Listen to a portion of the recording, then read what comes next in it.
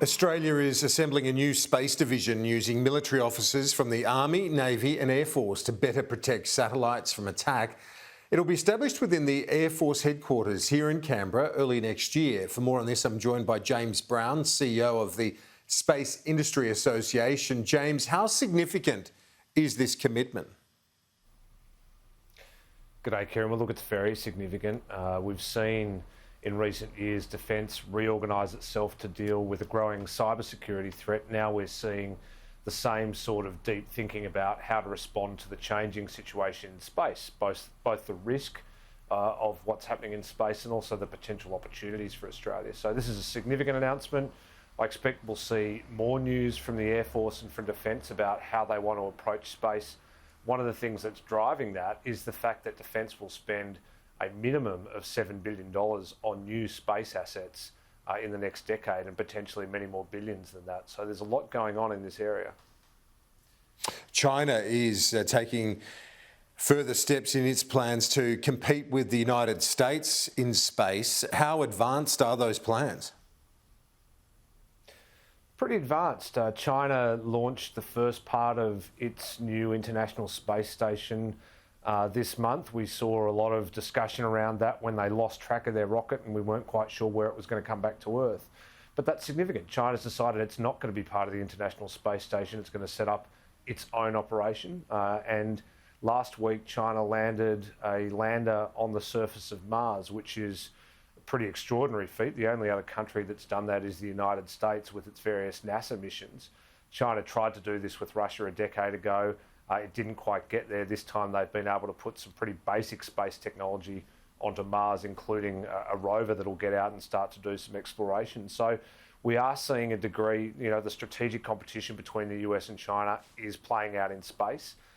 Both China and particularly Russia have developed the suspected capability to bring down other countries' satellites or interfere with other countries' satellites.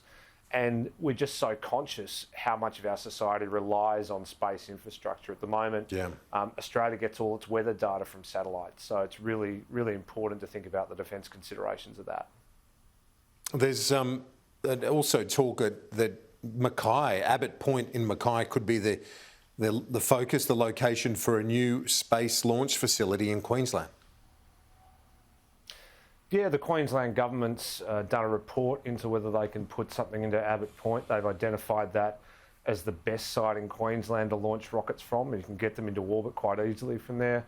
And they've pointed to some of their local space companies that are doing some pretty extraordinary work. So Gilmore Space Technologies in southeast Queensland are very well advanced in their plans to build rocket engines and have rockets that are able to go into launch pretty soon. We saw some money in the budget to help the Space Agency do more to get Australian companies authorised and ready to do launch operations. So it could be that within a couple of years we'll be seeing rockets launched out of Australia by Australian companies, which would be really exciting.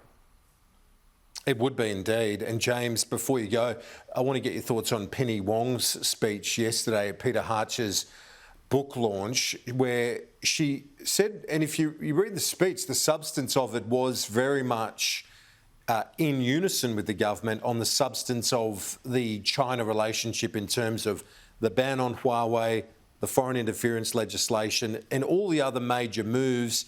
She gave a very strong criticism of the Chinese aggression and assertiveness, but really the aggression which has challenged liberal ideas and human rights all the way through to the United Nations and beyond. It's a very strong critique, but what she does say is the government's got its tone wrong and that is having an adverse effect, in fact gives Beijing leverage, that sense of crisis.